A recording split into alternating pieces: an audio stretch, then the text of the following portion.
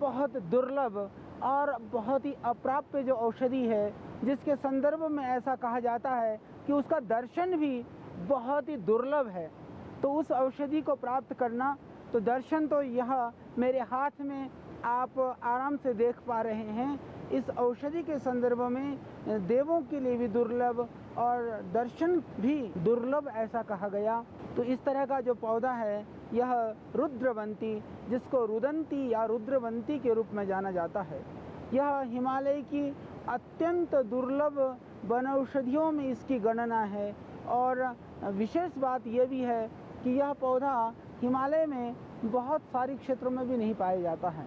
इसके संदर्भ में पूरे देश के अंदर, चाहे वह जम्मू कश्मीर की ऊंची पहाड़ियाँ हों, चाहे वह हिमाचल की पहाड़ियाँ, चाहे वह उत्तराखंड देवभूमि की जितने भी जो देवास्थल हैं, चारों धाम हैं, या सिक्किम अरुणाचल की पहाड़ियाँ या नेपाल की पहाड़ियाँ, विदेश के भी बहुत सारे जो हिमालय क्षेत्र हैं उसका हमने भ्रमण किया और हमने देखा कि उन जगहों पर यह औषधि नहीं होती है।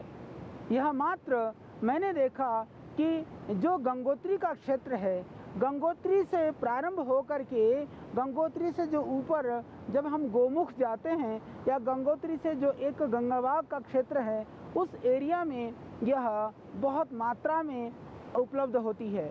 हालांकि रुद्रवंती को लेकर के काफ़ी भ्रांत अवधारणाएं हैं। उसका कारण क्या है यह तो मैं नहीं कह सकता हूँ, परंतु रुद्रवंती वह औषधि है जो हिमालय के दुर्गम जो पहाड़ हैं, जो दुर्गम क्षेत्र हैं, जो कठिनता से पहुँचे जाने वाले क्षेत्र हैं, उन क्षेत्रों में से भी जो थोड़े से एरिया हैं जहाँ पर यह उपलब्ध होती है।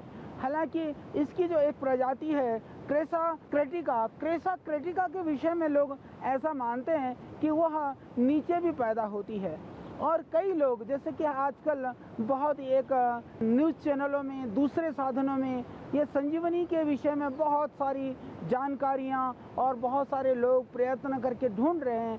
ऐसा कहा जाता है कि बहुत सारे लोग ऐसा भी मानते हैं कि रुद्रवंती ही वास्तव में संजीवनी है। यह भी एक खोज का विषय है, परंतु हमने यह पाया है कि रुद्रवंती बहुत ही लाभकारी है। क्रेसा क्रेटिका के जो गुण हैं उसमें, और जो हिमालय में पैदा होने वाले रुद्रवंती में जो मुख्य लक्षण है रुद्रवंती के संदर्भ में, कि उसकी जो पत्तियां हैं वो पत्तियां चने की पत्तियों के जैसा होना चाहिए। वास्तव में इसकी पत्तियां चने की पत्तियों जैसी हैं और इसके फूल भी चने की फूल की तरह से ही होते हैं। तो यह इसकी सही पहचान बताई गई।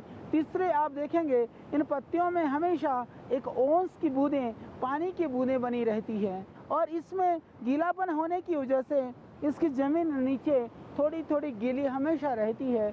यह लक्षण वाली जो रुद्रवंती है वह वास्तव में इस हिमालय क्षेत्र में पाई जाती है।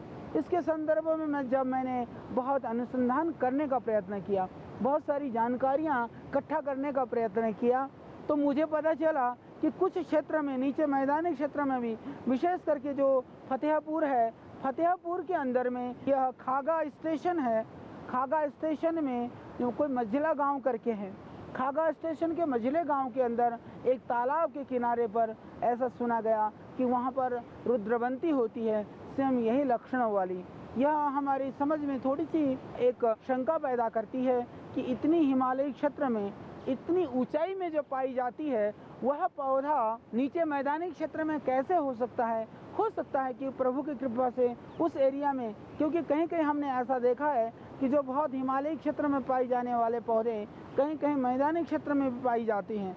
तो ऐसा कहा जाता है कि वहाँ पर भी यह उपलब्ध होता है। और रात को, यह हमने रात्रि को देखा नहीं है कि ऐसा कहते हैं कि यह पौधा चमकता भी है, तो चमकता हुआ तो हमने नहीं देखा, क्योंकि इस पौधे को हम करीबन 20 साल से जानते हैं और इसके ऊपर हमने काम भी किया है। औषधीय गुणों के वर्णन से पहले आयुर्वेद के बहुत सारे ग्रंथों के अंदर, आयुर्वेद के जो ग्रंथ हैं उनके अंदर रुद्रवंती को एक तरह से रसायन माना गया है, रुद्रवंती को जीवनी शक्ति का पोषक माना गया है।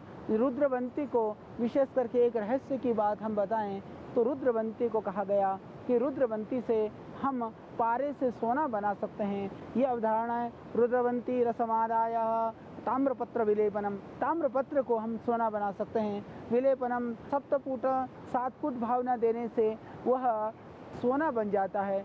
ऐसी किंवदंतियाँ हमने सुनी और इस वजह से बहुत सारे आयुर्वेद के जानने वाले लोग, बहुत सारे महात्मा लोग इस रुद्रवंती की खोज करते हैं।